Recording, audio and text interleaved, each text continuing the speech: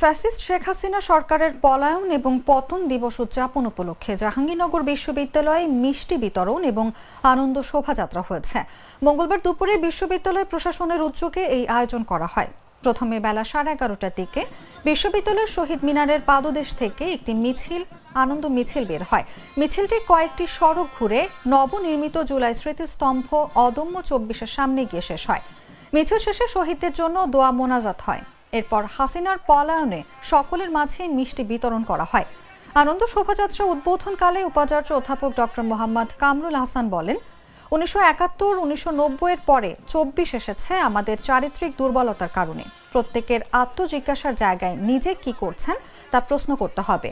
মানুষের ত্রুটি থাকবে, কিন্তু ত্রুটি থেকে মুক্ত হওয়ার অঙ্গীকার থাকা জরুরি। 24-এর অর্জন ধরে রাখতে বৈচিত্র্যের নামে বিভাজন তৈরির বৈশিষ্ট্য থেকে বের হয়ে আসতে হবে।